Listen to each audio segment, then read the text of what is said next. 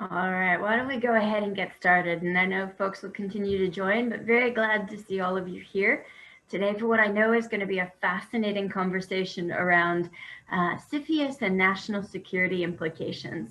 My name is Lisa Schroeder. I'm the chair of the WIT Trust, our charitable and educational arm that runs not only a lot of interesting programs like this, but our scholarship program as well. Under the Association of Women in International Trade, our WIT DC chapter, we had established the trust to really broaden our outreach, particularly to local academic institutions, and to create opportunities where we could be helpful, encouraging young women at undergraduate, junior, senior levels, and graduate level studies who are interested in international trade. And I'm absolutely thrilled that we have this program today because it's really the brainchild or the impetus behind the scholarship winning essay of Megan Ruttguy. Megan was our Young Global Leader winner, one of two from the fall 2020 session. And I'm sure several of you may actually be some of the applicants who wrote in for the spring 2021. We are currently reviewing those. We'll be making announcements in the middle of May. But I encourage everybody to think about our program. It is a scholarship designed to not only provide financial support, a one-time $1,500 scholarship prize, but more importantly, as you'll see from the conversation today, it's really about helping young women get more engaged with our trade community, particularly here in DC, not only with a mentor and a WIT membership, but a program dedicated to the topic of the essay, topic clearly of interest to your scholarship, and the opportunity to engage with two amazing, amazing women practitioners in this space. So we're looking forward to a very interactive discussion. We're going to hear from Megan first, then our panel, and as you know, as everybody knows from our WIT sessions, we'll welcome your questions and engagement in the Q&A as we go through the panel. As you're thinking of questions, feel free to start putting those into the chat, and we'll make it a big part of our discussion as we go forward. So let me first begin really by announcing and highlighting, congratulating our scholarship winner, Megan Ruttguy. Megan's a senior majoring in international studies at Johns Hopkins University. And actually got her start and interest in this space, having interned at Commerce's ITA, Policy Office of Russia, Ukraine, and Eurasia. She's also had experience working with the U.S. Commercial Service in Baltimore, so a real sense not only how the policy side works, but how government is really supporting companies do more, particularly to be able to export and do business abroad. Megan, we are really proud to have you today, and why don't you give us a couple of thoughts, comments from your essay. Great. Well, thank you again for the introduction, and I'm so thankful to be here. Shall I start with the opening remarks? Great. Well, just thank you again to WIT for putting on this panel. For those who don't know me, I'm Megan Ruttguy, a graduating senior at Johns Hopkins University, and this year's WIT Trust Young Leader Scholarship recipient, as Lisa mentioned. While studying international relations and economics at Johns Hopkins and CFIUS, the topics of trade, technology, and national security came up repeatedly in my research and coursework. That is why I am so looking forward to our discussion today that will cover both the economic and national security implications of trade and technology, as well as the newly revamped US regulator that sits at the intersection of it all. As economic competition and national security concerns ramp up between the US and rival countries such as China, the US government is increasingly restricting foreign direct investment, FDI, into the US on the basis of national security, especially in technology and information sectors. A few trends are driving this increased scrutiny. First, increased tension between the US and China. And second, the development of technology in the private sector that has dual uses in both the consumer sphere as well as the military and national security sphere. Facial recognition, quantum computing, and small drones are just a few examples of emerging technology in the private sector that could have national security implications. For all of these reasons, the US government is increasingly scrutinizing foreign investments in technology sectors to prevent these technologies from being transferred to rival countries.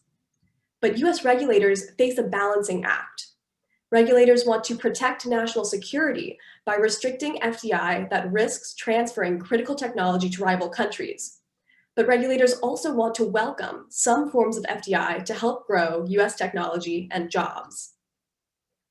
The regulator charged with striking the right balance is the Committee on Foreign Investment in the US, also known as CFIUS.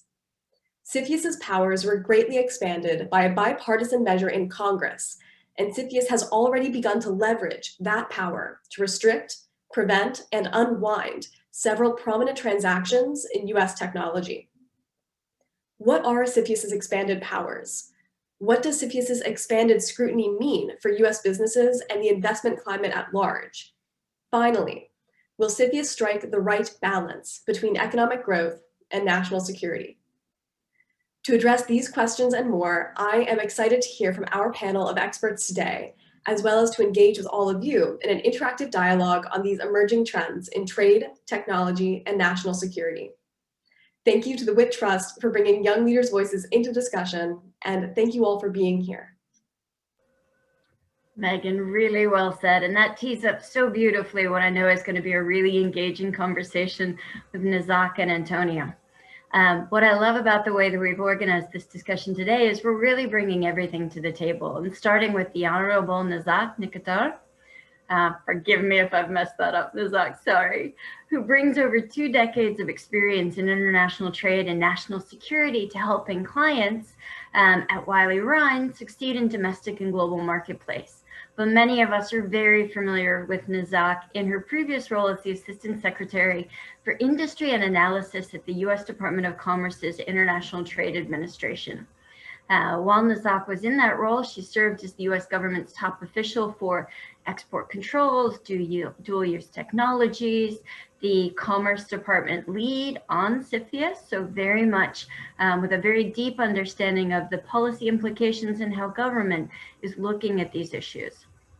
As one of the key national security experts in the US government, she's developed and implemented innovative laws and regulations, policies to safeguard strategically important technologies, all while also serving as the liaison and the contact point to bring in industry voices, working with many of the companies and trade associations to build out these policies in the best interest of US's economic as well as national security.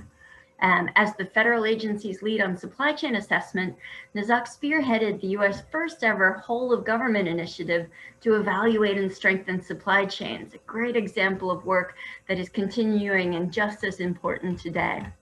After we hear from Nazak, we'll be hearing from Antonia Tinova, who's an attorney in Holland and Knight's Washington, D.C. office, but similarly brings decades of experience in international trade, FDI, foreign direct investment, and industrial security.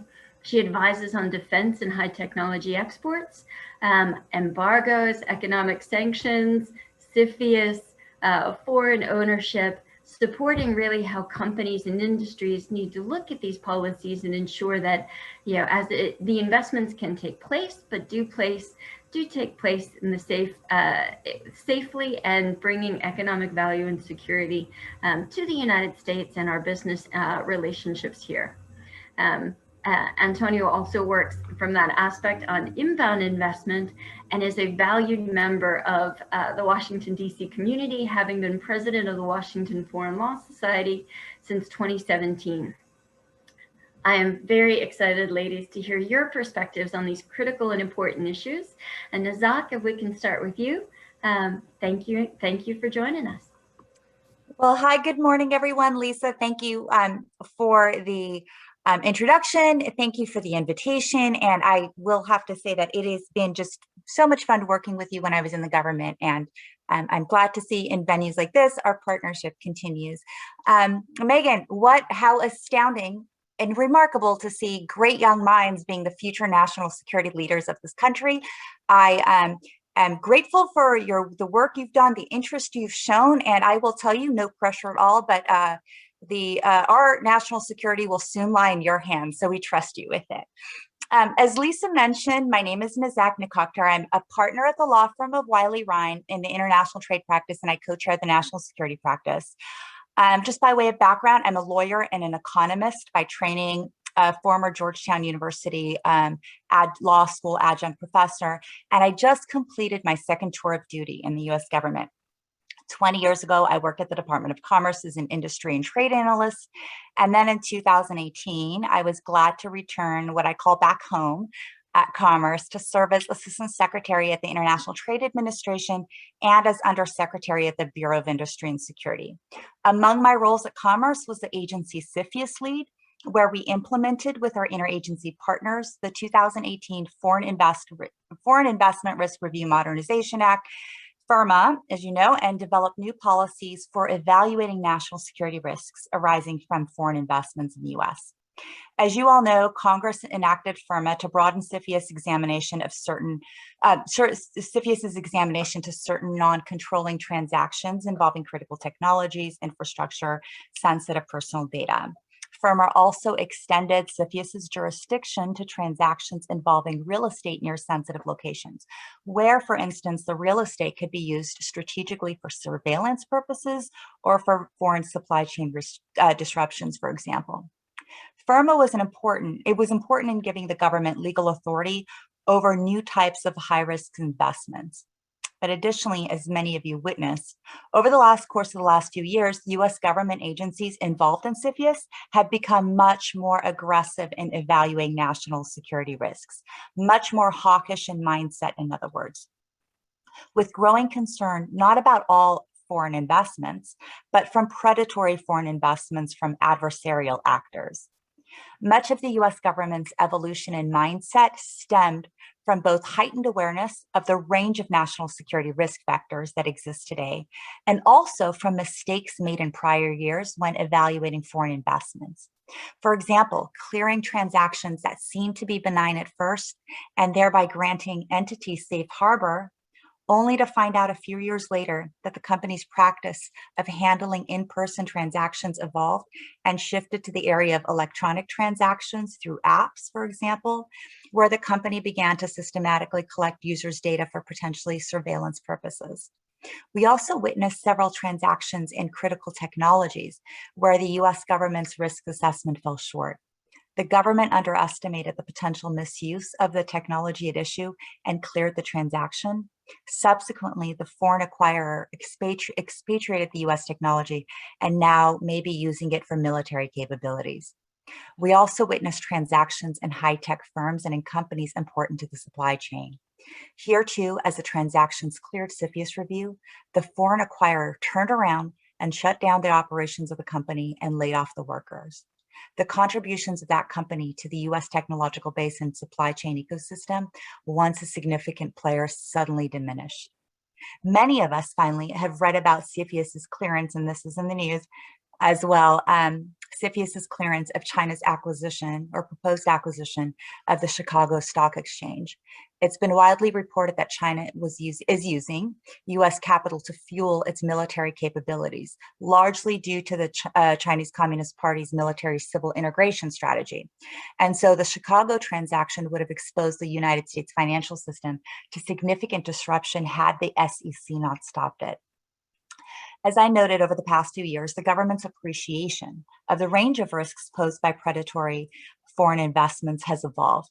In response, we in the government had evolved as well in our approach to risk assessments. For example, we improved the way we peeled back the layers of foreign ownership to identify the ultimate beneficial owner. Sometimes it's complicated, but we got better at this. We began to analyze whether the foreign acquirer in a transaction may be vulnerable to external influence. For example, does the foreign acquirer have any dealings with entities that make the foreign acquirer susceptible to coercion? For example, could its largest suppliers and customers, even a government customer, force the company to act in certain ways? In instances like this, we took into account the potential for outside influence over the foreign acquirer in our risk assessment as well.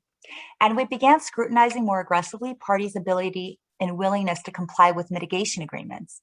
The question we repeatedly found ourselves asking, with the ability to affirmatively answer yes, is, do we trust this particular entity to abide by the terms of these mitigation agreements?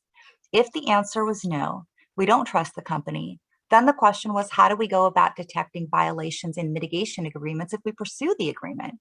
Can we ever detect violations when we're dealing with tech and data transfer issues, when electronic transfers of data are frankly so easy to hide? Ultimately, when we do mitigation agreements, when will they work and when will they not work? Not every agency viewed these risks the same way, but that was also the point of the committee. We leveraged each federal agency's respective equities to develop a reliable and as comprehensive as we could picture of the national security risks. And we at Commerce began leveraging our equities to become co-lead in transactions more often because we saw repeated patterns of supply chain risks arising from specific transactions. These principles associated with vetting transactions are still in effect today.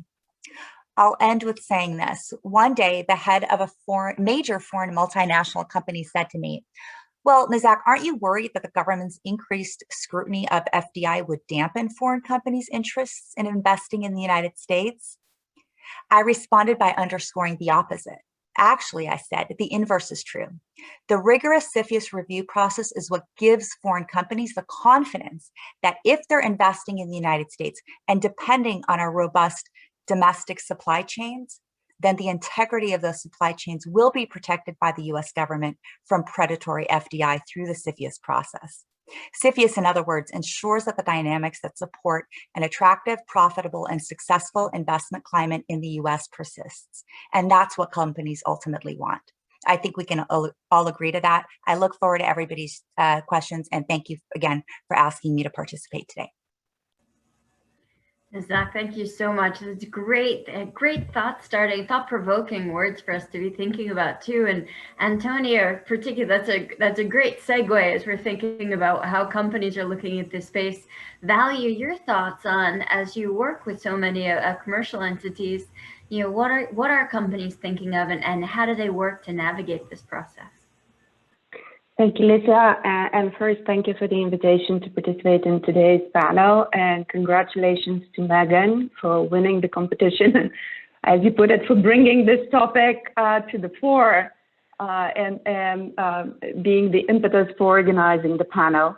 I just want to kind of take a side note to say, when I started practicing in this area, CFIUS was a word that was not easily recognized and kind of confused with a disease. Nowadays, everybody knows about it. So, Megan, congratulations on your choice of topic, because as a young lawyer, I think you have a long and certain career in the area. And so, with that, I mean, I want to go back to the way you have phrased the topic for today: trade and national security, and the role of CFIUS on investment, and how the changing role of CFIUS plays into safeguarding national security. And just so that I know we have a very diverse audience, I want to maybe kind of establish like a ground level. National security is the motivating factor in all these reviews, and a very important point, and this has been consistent ever since I was involved in that, and I believe from the beginning of the establishment of the committee. National security is something, it's a term that is purposefully not defined, right? It's left open to interpretation. There are certain factors that the committee has in its regulations. These are growing over time, you know, expanding in detail, I would say.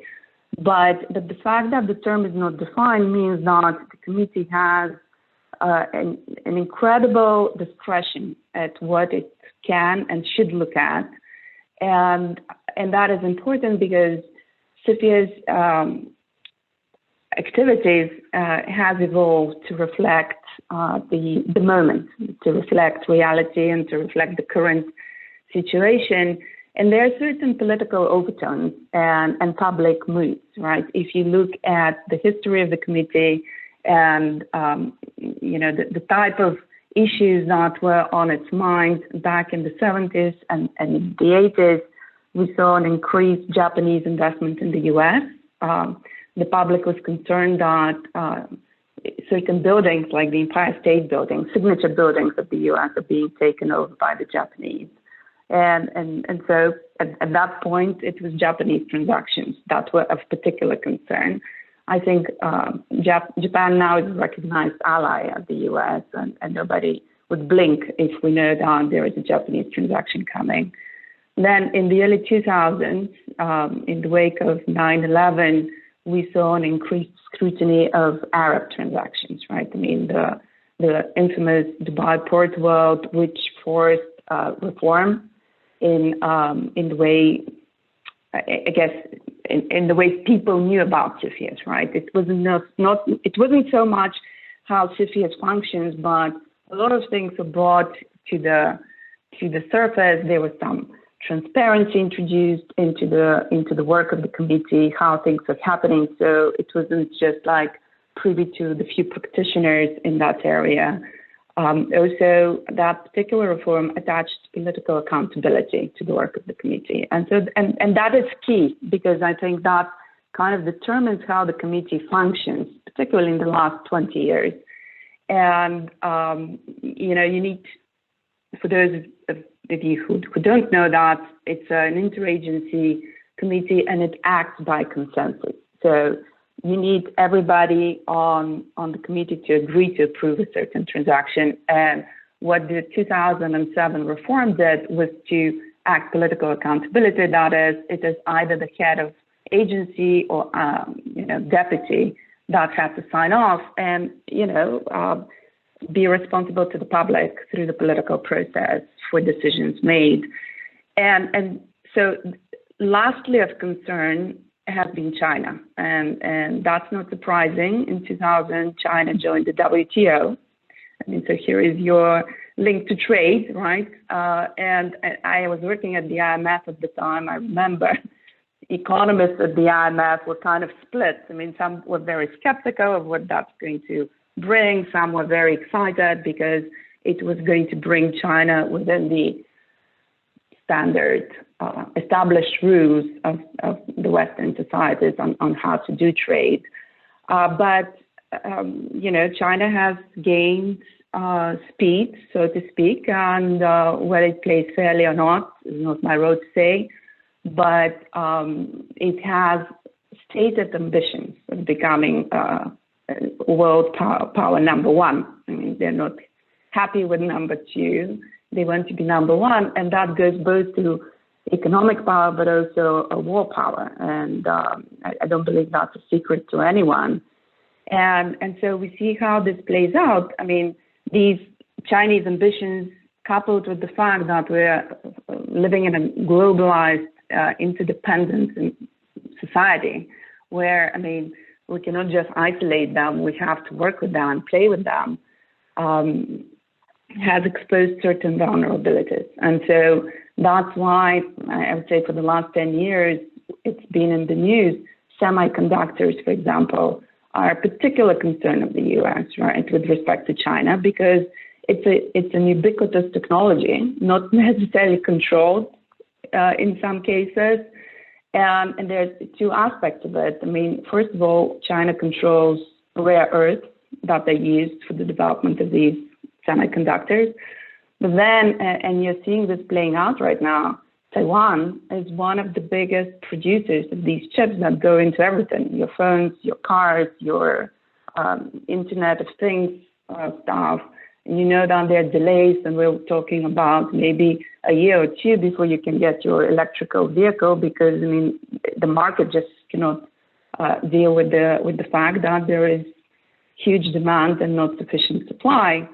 And so just kind of overplay that on what's going on in the South China Sea right now and Chinese ambitions with respect to territories, right? I mean, Taiwan has been, China has never relinquished the fact that it's part of its territory, but I mean, in a way, Taiwan has managed to balance its independence and live peacefully and develop on its own. But I mean, in light of what's been going on in Hong Kong over the last year or two, and increased incidents in the Chinese seas, I mean, we need to be super wary of where this may go. And so that reflects on this overall, environment and what we see in terms of what is our concern for the moment. I mean, I've never been part of the government, and in a way, that's good for me because I'm not the one taking the important decisions of what to approve and not to. I can sleep easy at night because I know my colleagues at the committee take this burden on their shoulders. But it's important to remember the work of the committee reflects the current affairs, reflects the current moment, reflects the political moment. And with that, I would still say that the US is the most open investment environment in the world. We receive, I believe, the most in terms of absolute terms of foreign direct investment. And we, unlike other countries, have the most flexible approach to foreign investment. I mean, in most other countries, you would find lists of sectors in which foreign investors just cannot go. Defense would be one such example. In the US, I mean, we recognize that foreign investment is important for, bringing up new jobs, bringing know-how, it's an equalizer, if you will, and it's bringing people out of poverty, it's creating opportunities. And so we do not want to limit this unnecessarily. And we also have a very sophisticated system, and it's not only CFIUS. I mean, the Department of Defense has its own review process with respect to companies that handle classified information, even those are open to foreign investment. Team Telecom through Department of Justice, the FCC handle telecom investments, but with the limitations that we see, still, it's the most open investment environment. And even with the most recent reform in 2018, which did expand CFIUS jurisdiction, granted, we still have very few transactions that are subject to a mandatory review. The regime is still mostly voluntary. And in my opinion, the expanded jurisdiction from 2018 really touches on a couple of points. One is undeveloped real estate because, prior to the reform, CFIUS could still review real estate transactions to the extent that they were an ongoing business concern, right? And we have examples like you have Cisco, you have Waldorf Astoria out there, you have the Rose Corp, which was kind of the prominent case that started this thought process. And then you have this new idea of minority investment. I mean, and that's really where I see CFIUS expanded its jurisdiction and its reach, because we have moved from kind of a test of control to a test of influence, right? I mean, so now it could be like a 3% investment, but if you have certain other rights or associated with the investment, and it's in certain critical technology sectors, I mean, we now want you to come to us. And so it's a recognition that, certain technologies, and this goes beyond just dual use and military technologies. I mean, these were controlled, and there are other protections out there, even without CFIUS. This goes to everyday technologies. I mean, again, certain semiconductors are EAR 99, but they still may fall under this. And so it goes back to this dichotomy, China, the US, who's going to have the upper hand, and how we're interdependent and how we need to protect our interests. And with that, I'm going to stop and open it for discussion. That is great, Antonia, and a lot to unpack from what you've both been saying, and maybe picking up, Antonia, where you were just leaving off too. As we've talked about CFIUS and FIRMA, a lot of this expansion's happened over the last couple of years. I'm curious how you see this program going forward. If you see changes potentially to either the criteria or the way that the Biden administration is going to be looking at these transactions. There's obviously still a lot of same common cause. We know there's a lot of concern or interest in making sure that it's fair competition, particularly with China. There's also this broader opportunity the Biden administration has talked about doing more to engage with allies. We know other key partners like Europe have also been looking at updating and upgrading their investment review procedures. How do you see CFIUS, how do you see this program and the focus going forward? Nazat, maybe I could start with you. All right, sorry, mute button issues. Yeah, I'm happy to start with that. So as a starting point, the CFIUS membership in the government is comprised of really talented career officials. And so they're kind of carrying on in the way we started looking at more aggressively risk issues. But, you know, to the first part of the question, sort of what is the Biden administration doing now in terms of transactions? I believe that the heightened awareness across the US government of the actual threats posed by foreign actors who are aggressively trying to acquire US IP and sensitive personal data, I think just as we just heard, and then they're trying to disrupt our supply chains, means that the current administration, including the political officials who will be going in now, are going to see the risks in much the same way that we did in the last administration. And remember, we're seeing news story after news story about big national security risks. So I think everyone in the government, mostly folks in most folks in the country, are really getting onto the same page about the risks, namely, right, with China and Russia. Even more to the point, we saw in news stories in January that President Biden wants to use the CFIUS process to bring in and review investments, foreign investments in high-tech sectors, such as those in Silicon Valley. And that's incredible.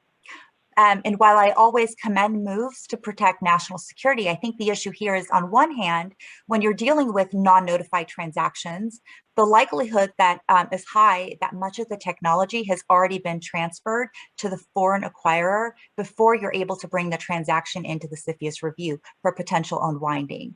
On the other hand, there's also this benefit of unwinding before more technology flows out to foreign actors. So there is some gain there. And those are sort of what we've seen the administration sort of first moves.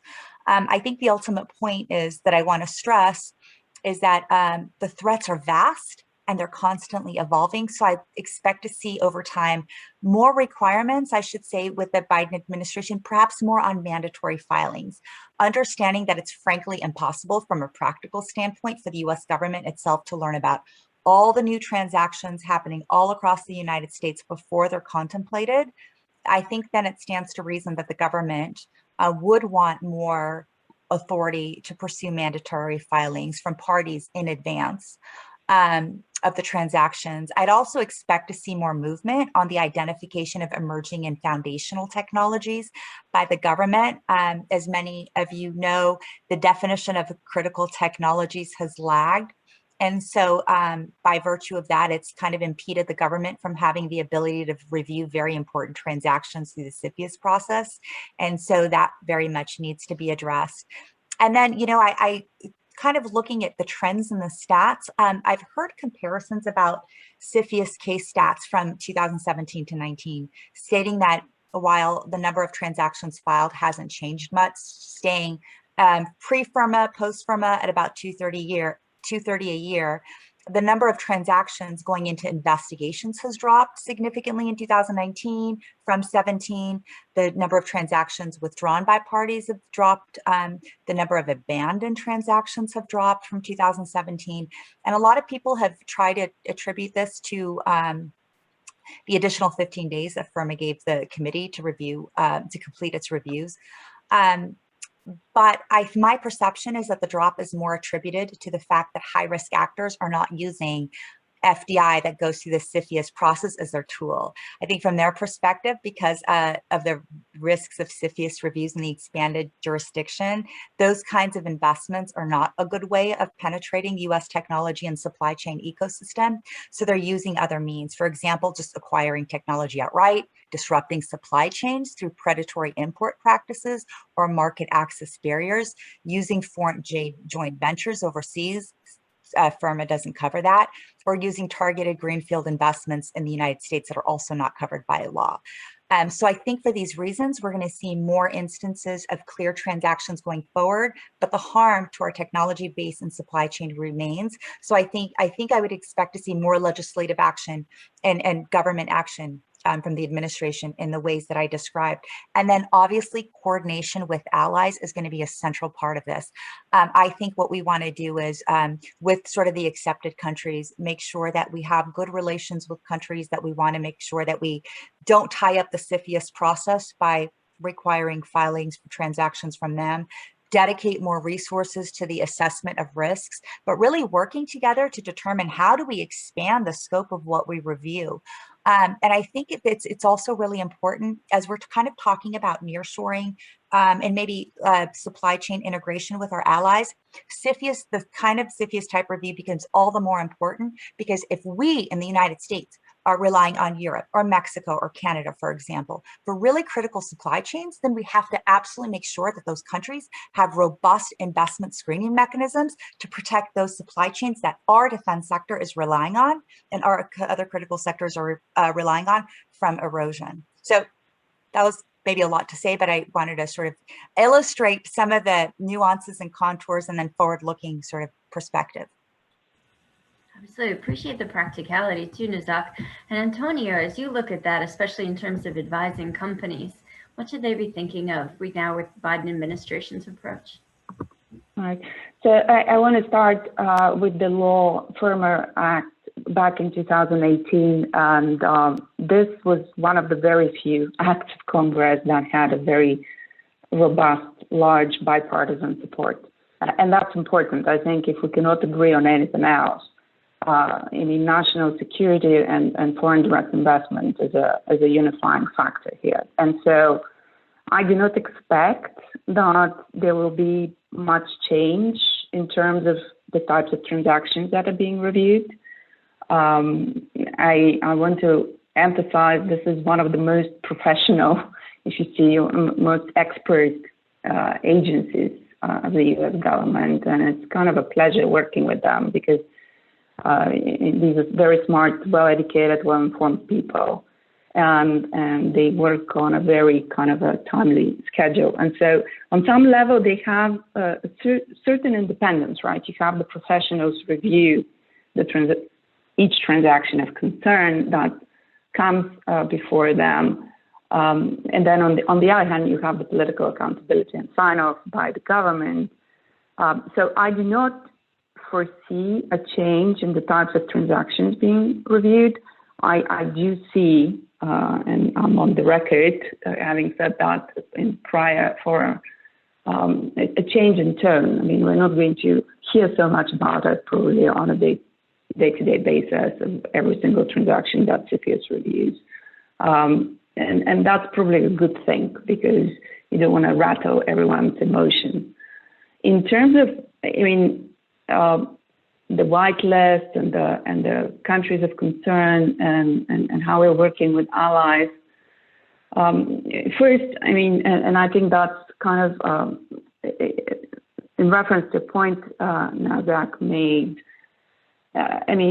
You have to look at the numbers. China restrained itself on investing in the U.S. pretty much since sometime in 2017-18. There's a drop of 95% of Chinese investment in the foreign direct investment in the U.S. And this hasn't really changed much in the last 3 months since Biden took over. And whether it is, I think on some level it was the Trump administration initially. I think he was using every Chinese transaction as a wager, as a chip to prove a point. But there are legitimate concerns with China. As I said, they have a very openly stated ambition to become number one, both military and economically. And there are some predatory practices that Nazak was referring to that the government is cognizant of and is monitoring and has been monitoring.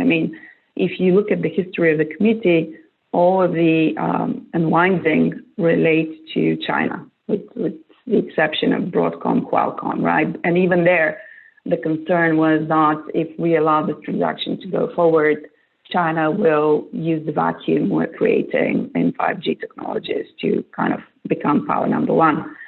And so China is a concern, but China has stopped really being an active actor on our market. So we don't know what's going to happen there.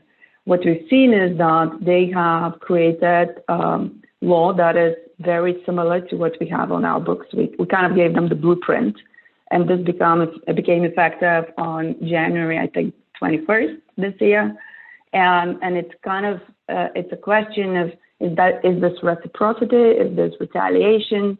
They have already delayed certain transactions based on competition basis, and so some of their reviews have taken over a year. So that affects the number of transactions that have been withdrawn, most likely because most of the transactions that were not getting to completion had some sort of a Chinese involvement. With respect to the whitelist, I think this is a political move, frankly. I agree with Nasdaq that we want our allies to do something similar to what we're doing in terms of screening their own investments. And up to this point, we've been using diplomatic powers, like soft powers, to exact certain outcomes. I mean, I think Extron is a case in point. It would be nice to know that there are certain things on the books. In terms of, I mean, countries are probably going to take on the initiative just because, they can point to their constituents that we've done something so that would make it easier for you to invest in the US. And so you see movement in Australia, Canada, Germany, the UK, even Israel, which is a particular concern because there's a lot of Chinese collaboration there in the tech industry. Whether businesses will avail themselves of this particular exemption in the law is a different story. I mean, the way the exemption is drafted is so burdensome to meet the requirements that it's just sometimes easier to go through review if you want certainty. And plus, I mean, there is this open window of 5 years. I mean, if certain things change 5 years post-closing, you may still end up being a transaction subject to a review and unwinding. And so I'm involved in a transaction right now before the committee where the foreign investor decided, well, we want certainty, so we're going to go with the filing. I mean, just going through the exercise of gathering all the information on all the directors, their, citizenships and like all shareholders and et cetera, we might as well file. I mean, we're talking Canada, Australia, and the UK, and these are transactions from which we welcome foreign investments, right? So it's my client preferred to have certainty and not have to deal with this and monitor it for the next 5 years. So they filed with the committee. And I think ultimately it will be a matter of how easy it is to meet the requirements of the exception. And knowing companies and businesses, they prefer certainty. And so I think they would still go for the safe harbor as opposed to maybe we accept it, maybe we're not. It's a matter of risk tolerance. It's very true. And I think certainty is definitely something everybody in the community looks for. I want to go back. Both of you have mentioned just the bipartisan nature of these issues. And we've got a great question from Naomi, really echoed by another attendee too, focusing on what you were talking about from an expansion standpoint. And in particular, interested, given there's such strong congressional bipartisan support, to look at some of these areas that CFIUS should maybe expand to. In particular, they've cited, the $1 million donation to U.S. universities, especially where there's R&D and technology involved. Do you feel like that's what's a good sense of, with some of the concerns being about how that's also, how that could potentially create some challenges in terms of cutting edge technology, that balance of economic innovation and national security? Thoughts on that? So I can start. I'm sorry, Antonio. Go ahead. Go for it. No, I think universities would not like it if CFIUS starts meddling in their donations. And I also think that CFIUS is not well positioned to be taking on these transactions as well. I mean, we saw it in the kind of the negotiation process before FIRMA was passed, I mean, there was an idea that CFIUS will review outgoing transactions like export transactions or outgoing investments. I mean, it's true that FIRMA appropriated 20 million, and so they do have the money now. They have been certainly much more active than before that. But I don't believe that they should be the ones evaluating those type of transactions. I mean, there's so much oversight over universities, and there's so many other agencies involved. So from my perspective, I don't think this would be a smart move. So I'll go next. Maybe I'll take a slightly different point of view. I actually think that you've got so much, universities are problematic, I think, for two key reasons. One is just technology, innovations, et cetera. But the other one is soft power, right? And we're seeing a lot of ways in which soft power can be exercised, like through the Confucius Institutes, press, all the social media things that we see. And so I think these risks are real. Now, the question whether there should be regulation through CFIUS or some other mechanism, I mean, CFIUS could be a mechanism. I think regulations over it, Chinese investments in universities is merited. We've seen story after story about university professors' sort of collaboration with China. We see, or logic tells us, that universities, and certainly our interactions with universities, they're almost really motivated and inclined to look the other way because of the enormous amount, not doing anything illegal, but, you know, maybe not probing things as much as they should because of the enormous amount of money that pours in, right? And all of us who have followed China know that they buy their way into everything, literally everything, like Belt and Road, FDI into the United States, the variety of things. And then I just wanted to cite a news article that from Newsweek, I think it's this week, or April 23rd, last week, over 500 US scientists under investigation for Beijing compromised by China. And so US scientists. So this all really underscores the fact that nobody likes regulation, but we are dealing with a country, or countries, if you want to throw in Russia, of a size and scale and tactics that we've never really witnessed and encountered before. And everybody likes to have open borders. Everybody wants regulations to not stifle sort of the US economic ecosystem.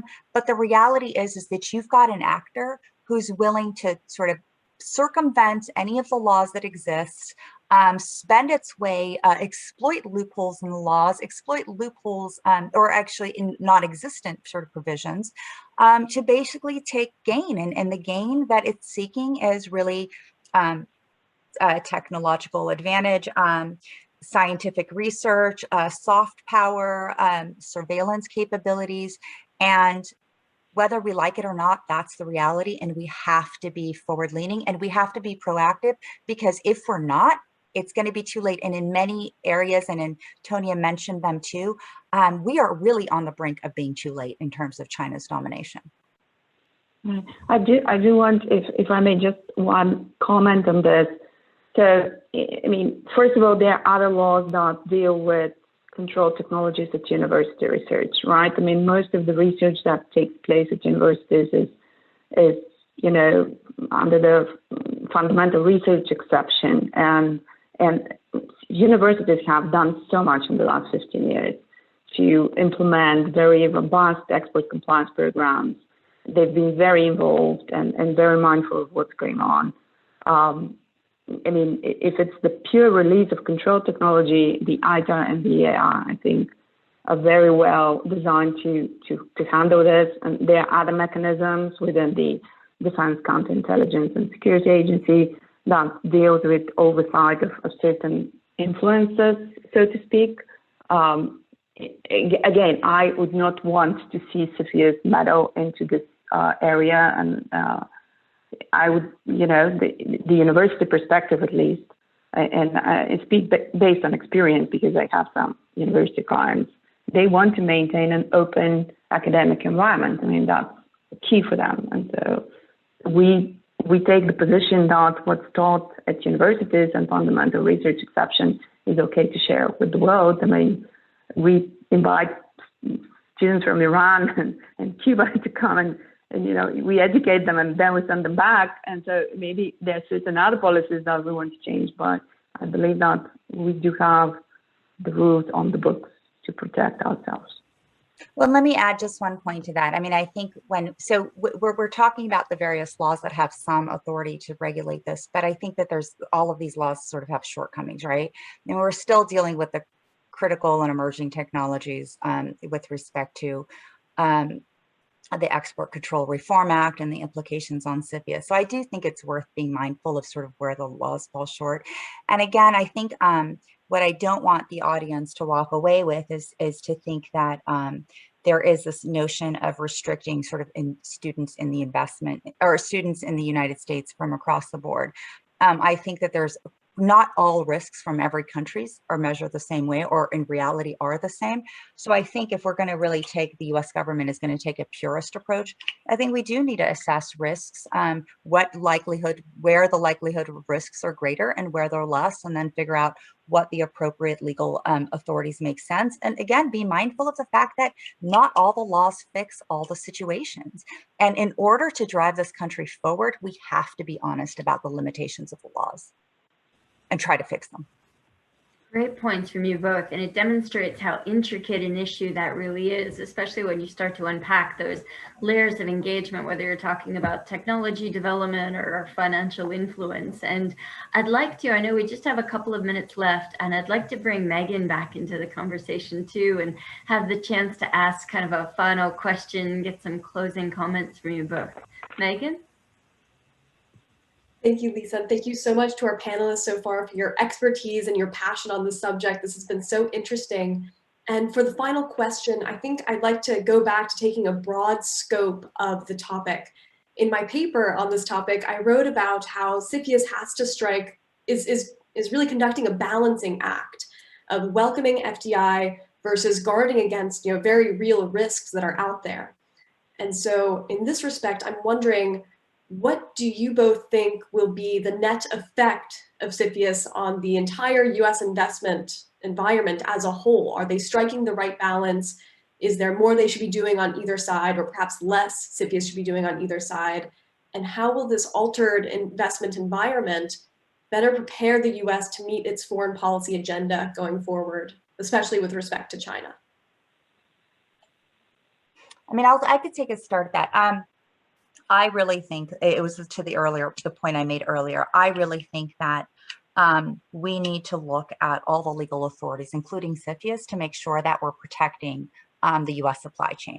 If you're investing in the United States, then if a foreign country is investing in the United States, then it stands to reason that we want to make those investments that are safe and that are productive and are profitable, and to develop a great technological economic sort of jobs ecosystem. We want those investments to be successful. And how do those investments are going to be successful? By making sure that the upstream and downstream supply chains that they rely on to operate into the United States are secure too. If swinging the pendulum the opposite way, if this was a Wild West and we just kind of allowed everything in without rigorous investment screenings mechanisms, I think that would actually want to dampen FDI into the United States because of the inherent insecurity that causes. So I think thoughtful regulation, and one can debate on what thoughtful means, but I hope we talked about some of those items today. But I think a thoughtful regulatory environment that strikes the right balance between really aggressively protecting national security, given the scope and range of the risks we see today, while at the same time making sure that companies and foreign companies benefit from an open investment climate, and the entire US ecosystem benefits from that. I think that's ultimately what we need. And I think those are the best and the most robust and resilient ecosystem that we can provide in the United States and supply chains is what's ultimately going to protect our national security. So a couple of thoughts. First of all, I mean, I think that on some level, what was going on with CFIUS in the last few years had an effect on foreign investment kind of immediately. I mean, if you look at the transaction in 2019, right after the law was passed, I mean, what I saw as a practitioner, I mean, there were relatively fewer transactions than I think the committee expected itself. I think they, particularly after they passed the pilot program, they expected that they may reach up to 1,000 filings a year. This did not materialize based on unofficial numbers. I think they still stayed in the 200-300 number. What I noticed with companies was everybody was taking a wait and see approach. I mean, a new law was passed. What now? I mean, how do we handle it? And so everybody was trying to structure investments in a way or move away from certain investments if that would, you know, take them before CFIUS. But 2020, with the pandemic, I mean, we're back to business. And so I think numbers are going up. We'll see when CFIUS publishes its statistics, but I'm pretty sure that we are on an up trend, and I think that, you know, this uncertainty, the kind of not chilling effect, but I mean like a sense of, well, what's happening is kind of gone, and so traditional allies of the U.S. are back in the business of investing in the U.S. and the fact that there isn't more complex or a robust or CFIUS review in the sense that you now need to take into account into every single M&A before you move on with closing. You know, deals are happening. There is an increased M&A activity. So similarly, I mean, transactions are cyclical. They follow the economy cycle, not necessarily what CFIUS does. And so we've seen it in 2007-8, we had like a dip. 2015, we had a very strong year. And 17-19, it was maybe a little bit of rhetoric and the law. And I think we're going to see an uptrend again. And that tracks the economy more than it tracks politics and the reform. One final thought, though, I mean, at least 15 years ago, CFIUS was making a positive statement that they're not concerned with the economics of the transaction. They're purely focused on national security the considerations in making their review. Last year, I mean, in the last 2-3 years, we've seen a departure from this policy where economic considerations were becoming a considerable factor in, I think, clearing a transaction or not clearing a transaction. And so last year, the General Counsel of the Office of Director of National Intelligence, who is an ex officio member of CFIUS, in written remarks, like an official policy statement, if you will, said economic security is part of our national security, so we cannot not take it into consideration. So that is a changed environment in which we operate. But ultimately, traditional allies will continue investing. China, it's a wait and see. I mean, they haven't really restarted their investment back in the U.S. After the 2018 fall. And in 10 years from now, we'll be talking about some other risk. That is the fashion of the day, and it will just keep going. Well, I think that those are great points, and I really pulled away. I think key themes that came through our entire discussion were really focused around that, thoughtful approaches, how we're bringing balance to this conversation, and creating certainty, particularly so that certainty is based on clear understanding of the risks that we're trying to address. So I can't thank you both enough. I know we've just about joined to our time. So Nazak and Antonia, incredible of you to share your great expertise and engagement with us. Megan, we so appreciate your enthusiasm for this topic and sparking this conversation. I'd encourage everybody to take a look too at the wit.org website. We've got some other great programs coming up. And of course, if anyone here is a student as well, think about the scholarship program for next semester. And you too could be in Megan's window joining our program. And one of these days, these will all be in person again. So we look forward to that. Very much hope everyone stays safe, continues to enjoy these programs. And I know you all join me in thanking Antonia, Nazak, and Megan for what's been an extraordinary conversation. Thank you all, ladies. Thank you. Thank you, Lisa. Thank you, Megan and Nazak and DeWitt for organizing the event. Thanks for joining us. Thanks to everybody for joining us. Have a great day.